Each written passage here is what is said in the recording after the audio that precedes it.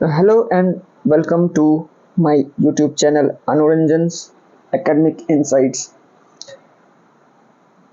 तो दोस्तों हम लोग टेम्परेट साइक्लोन के डेवलपमेंट के बारे में बात कर रहे थे हमारे पिछले वीडियो में, जिसमें हमने देखा कि जो टेम्परेट साइक्लोन है वो कई स्टेजेस में उनका डेवलपमेंट होता है। Stage 1, stage 2, stage 3, stage 4, stage 5। यानी सबसे पहले बिगिनिंग यानी कि शुरुआत होगा, ठीक है, बनने का शुरुआत होगा। उसके बाद एडल्ट फेज होगा, फिर मैच्योर फेज होगा, फिर ओक्लूजन फेज होगा और उसके बाद डेसिपेशन फेज होगा।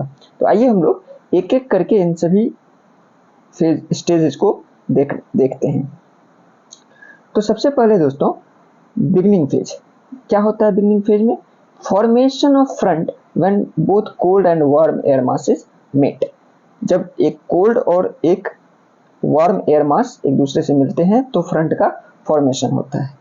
दूसरा स्टेज है young and adult, initiation of formation of cold fronts and warm fronts simultaneously. अब एक बार कोल्ड एयर मास और वार्म एयर मास एक दूसरे से मिल गया तो फ्रंट का निर्माण होगा, ठीक है। अभी जब ये फ्रंट का निर्माण हो जाएगा तो क्या होगा कि जो कोल्ड फ्रंट है, कोल्ड एयर मास है, वो पुश करेगा वार्म एयर मास को और उसकी तरफ मूव होगा, और वार्म एयर मास जो है वो कोल्ड एयर मास की तरफ मूव होगा। तो हम लोगों को कुछ इस तरह का एस शेप स्ट्रक्चर देखने को मिलेगा कि अगर ये कोल्ड है तो ये इधर की तरफ मूव होगा और ये वार्म है तो ये इधर की तरफ मूव होगा, ठीक है। तो इस तरह से जो वार्म एयर जब पुश करेगा तो इसको हम लोग बोलेंगे वार्म फ्रंट, और जब कोल्ड एयर पुश करेगा तो इसको हम लोग बोलेंगे कोल्ड फ्रंट, ठीक है। तो दोनों का फॉर्मेशन एक साथ सेकेंड स्टेज में हो जाता है और इसको हम लोग यंग स्टेज कहते हैं, ठीक है। The warm air mass lighter in density and therefore pushed up by the cold air मास। अब भी देखिए, जब वार्म एयर मास कोल्ड एयर मास की तरफ पुश करेगा तो एक्चुअली में ये इसको पूरा पुश ना करके ये ऊपर की तरफ डेविएट हो जाएगा, ठीक है। ये ऊपर की तरफ डेविएट हो जाएगा और कोल्ड एयर मास नीचे की तरफ का जो क्षेत्र है उसको ऑक्युपाई करने का प्रयास करता है, ठीक है। तो ये तो इतना तक तो हमारा क्लियर है, ठीक है। इसको हम लोग एक बार यहां समझ लेते हैं कि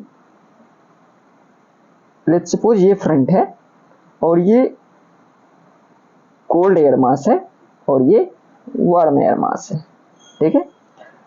अभी क्या हो रहा है कि कोल्ड एयर मास पुश कर रहा है और ये इधर वार्म एयर मास इसको पुश कर रहा है।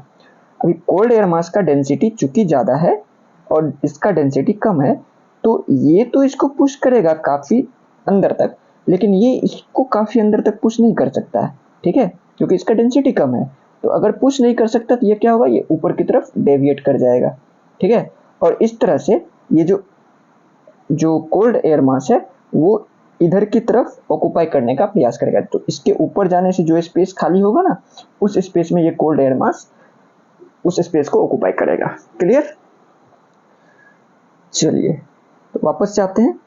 तीसरे स्टेज में क्या होता है, तीसरा जो स्टेज है वो है mature stage. Warm air mass pushed up by the cold air mass and leads to the formation of cloud. अभी जब ये ऊपर की तरफ जाएगा तो हम लोगों को पता है ऊपर का टेम्परेचर तो बिलो है ना, जो ग्राउंड का जो टेम्परेचर है उसके टेम्परेचर से ऊपर का टेम्परेचर कम है, तो क्या होगा, कंडेंसेशन होगा, और कंडेंसेशन होगा तो ये जो वार्म एयर मास था वो ठंडा होकर के बादल बन जाएगा। अब due to condensation latent heat increase released which intensify the low pressure. अब क्या हो रहा है कि इस क्षेत्र में जब ये ऊपर जा रहा है तो ऊपर जाकर के क्लाउड बन रहा है। क्लाउड बनने में क्या हो रहा है कि जो वाटर वेपर है वो वाटर में कन्वर्ट हो रहा है। तो वाटर में कन्वर्ट होने के लिए क्या करेगा, कंडेंसेशन में हीट रिलीज होता है ना, हीट रिलीज होता है। जब वो हीट रिलीज होगा तो इस क्षेत्र में क्या करेगा, लो प्रेशर को और ज्यादा मजबूत करेगा, ठीक है। लो प्रेशर काफी ज्यादा हो जाएगा। तो due to intense low pressure more air attract and ultimately intense rainfall is observe in the entire region. अब इस क्षेत्र में क्या होगा, बारिश होना शुरू हो जाएगा, ठीक है। बारिश होना, intense rainfall is observe in the entire region. Clear? Okay, next हम लोग आगे चलते हैं।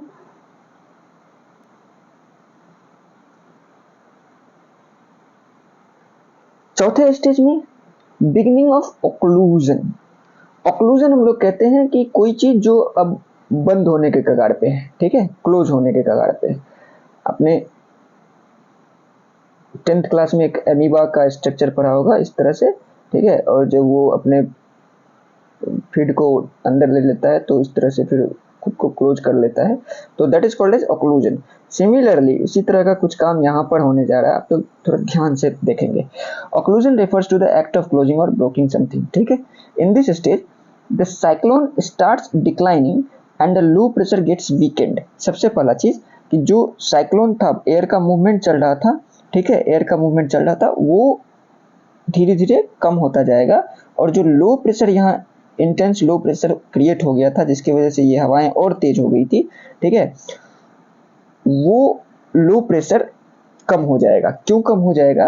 क्योंकि चारों तरफ जो है कोल्ड एयर वो फैल चुका होगा, क्योंकि वार्म एयर तो ऊपर उठ रहा है ना, वार्म एयर तो ऊपर उठ करके कंडेंस हो रहा है, ठीक है, कंडेंस हो रहा है, ठंडा हो रहा है। तो नीचे तो सरफेस पे तो कोल्ड एयर है ही, ऊपर भी कोल्ड एयर बन रहा है, तो उस वजह से जो लो प्रेशर जनरेट हो रहा था वो धीरे धीरे कम हो जाएगा, ठीक है। The intensity and velocity of wind is on decline, जो अभी बताया, जैसे जैसे कोल्ड जो एयर मास है वो जगह को ऑक्युपाई कर लेगा तो लो प्रेशर रहेगा नहीं, तो जाहिर सी बात है कि जो इंटेंसिटी है और जो वेलोसिटी है इन विंड्स का वो कम हो जाएगा, ठीक है, ऑब्वियस सी बात है।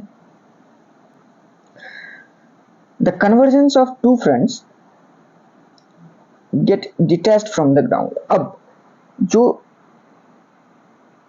यहां से हम लोग देख रहे थे कि कोल्ड एयर मास, वार्म एयर मास, वार्म एयर मास ऊपर गया, तो ये जो एक फ्रंट यहाँ पे था ये ग्राउंड से डिटैच हो जाएगा और ग्राउंड पे पूरा कोल्ड एयर मास हो जाएगा, वार्म एयर मास ऊपर चला जाएगा, ठीक है।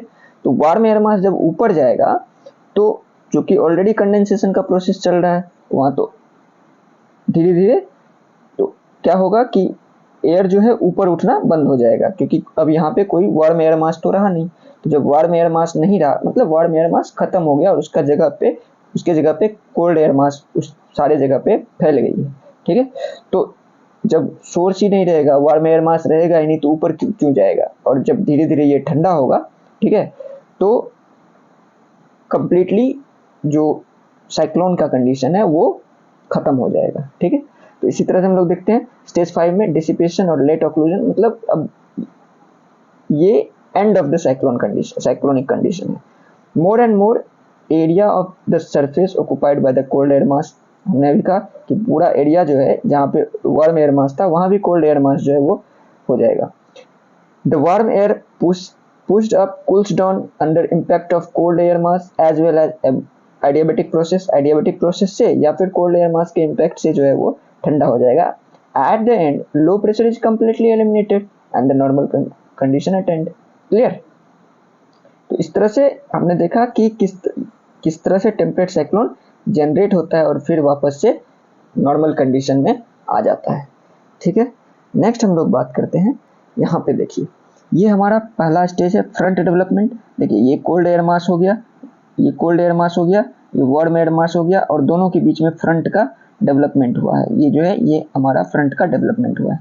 अब क्या हो रहा है कि कोल्ड एयर मास जो है ये वार्म एयर मास की तरफ पुश करने का कोशिश कर रहा है और वार्म एयर मास कोल्ड एयर मास की तरफ पुश करने का कोशिश कर रहा है, लेकिन कोल्ड एयर मास जो है वार्म एयर मास कोल्ड एयर मास को पुश नहीं कर पाएगा, क्योंकि वार्म एयर मास का की जो डेंसिटी है वो कम है और इस वजह से ये ऊपर की तरफ उठ जाते हैं, ठीक है। तो ऊपर की तरफ उठेंगे, फिर नेक्स्ट है यहाँ पे ऑक्लूजन बिगिंस, यानी कि अब जो क्लोजिंग का सिस्टम है ना, क्लोजिंग का, अभी देखिए ये सिंपल सी बात है, आपने जिप देखी है ना, ये इस तरह से कुछ ऐसा, ये सिमिलरली इसी तरह का, मान लीजिए यहाँ से जिप लगना स्टार्ट हुआ, धीरे धीरे ये दोनों आपस में सट जाएगा तो ये पूरा ब्लॉक हो जाएगा। बस सिमिलरली उसी प्रकार का यहाँ पे सिस्टम है, ठीक है। तो ऊपर की तरफ पुश होगा। अब जब कोल्ड एयर मास जो है वो क्या होगा कि इधर के क्षेत्र में जैसे जैसे वार्म एयर ऊपर की तरफ उठेगा ना, तो इस जगह ये जहाँ जितना जगह खाली होगा उस जगह पर कोल्ड एयर मास इधर की तरफ आएगा, इधर से इधर की तरफ आएगा। तो इस तरह से क्या होगा, लास्ट में इस पूरे सर्कुलेशन में कोल्ड एयर मास जो है नीचे की तरफ और वार्म एयर मास ऊपर की तरफ आ जाएगा। ठीक है, नीचे कोल्ड एयर मास और ऊपर वार्म एयर मास। और धीरे धीरे फिर ये जो वार्म एयर मास है वो बाय द एडियाबैटिक प्रोसेस और under the impact of cold air वो भी ठंडा हो जाएगा। तो इस तरह से नॉर्मल कंडीशन में वापस से आ जाएगा। ठीक है, तो ये था हमारा टेम्परेट साइक्लोन। हमने जो भी नाम सुना है अभी तक साइक्लोन का, उससे इसका कोई लेना देना नहीं है, क्योंकि ये हमारे रीजन में आता नहीं है। हम लोग इंडिया में हैं और इंडिया के क्षेत्र में जो बे ऑफ बंगाल या फिर अरेबियन सी में जो भी साइक्लोन हम लोग देखते हैं, जिनका नाम हम लोग अक्सर न्यूज़पेपर में देखते हैं, सुनते हैं न्यूज़ में, वो इस साइक्लोन से, इस टेम्परेट साइक्लोन से बिल्कुल अलग है। ठीक है, चलिए ये एक बात हुई। नेक्स्ट हम लोग बात करते हैं कैरेक्टरिस्टिक्स ऑफ टेम्परेट साइक्लोन। आखिरकार इसका क्या गुण है। ठीक है, तो सबसे पहले लोकेशन, कई बार हमने बताया, तो in the region of temperate zone between 35 degree to 65 degree latitudes of both hemisphere. Formation कैसे होता है, by the formation of front. ठीक है, फ्रंट का फॉर्मेशन होगा, फिर हमने पूरा डेवलपमेंट इसका प्रोसेस देखा। Velocity, the development of low pressure is not very intense, so the pressure gradient is smaller, therefore velocity is moderate around 30 to 40 kilometre per hour. तो हमने यहाँ कितना है, 30 से 40, बहुत ही मॉडरेट स्पीड में ये चलता है। ठीक है, क्योंकि जो लो प्रेशर है वो बहुत ज़्यादा इंटेंस लो प्रेशर नहीं होता है, जिस वजह से high pressure to low pressure जो ग्रेडियंट, प्रेशर ग्रेडियंट जिसको बोलते हैं, वो बहुत कम होता है और उसकी वजह से वेलोसिटी जो है वो कम रहता है। फ्रीक्वेंसी की बात करें, मतलब कितने बार हमें देखने को मिलता है, तो सबसे पहला चीज़ फ्रंट्स का formation through out the year होते रहता है, लेकिन सबसे ज़्यादा फ्रंट्स का फॉर्मेशन जो है वो विंटर सीजन में होता है। और जिस वजह से जितना जब भी फ्रंट्स का फॉर्मेशन होगा तभी हम लोग को टेम्परेट साइक्लोन का फॉर्मेशन वहाँ पे देखने को मिलता है। ये जरूरी नहीं है कि सभी फ्रंट्स की वजह से जो है टेम्परेट साइक्लोन का फॉर्मेशन हो, लेकिन टेम्परेट साइक्लोन अगर होगा तो निश्चित रूप से वहाँ पे फ्रंट का फॉर्मेशन हुआ होगा। ठीक है, area developed over a large area spanning across 1500 to 2000 kilometre diameter. काफ़ी ज़्यादा एरिया में ये फैला हुआ होता है। ठीक है, जो साइक्लोन का जो आप वो इस तरह से देखते हैं ना फिगर में। ठीक है, तो ये जो एरिया है ये 1500 से 2000 किलोमीटर तक का हो सकता है इस टेम्परेट साइक्लोन का। ठीक है, चलिए नेक्स्ट हम लोग बात करें ट्रॉपिकल साइक्लोन। अब आते हैं हमारा जो मेन मुद्दा है उस पर, लेकिन आगे बढ़ने से पहले हम चाहेंगे कि आप लोग इस चैनल को सब्सक्राइब करें, वीडियो को लाइक करें और हमें सपोर्ट करें।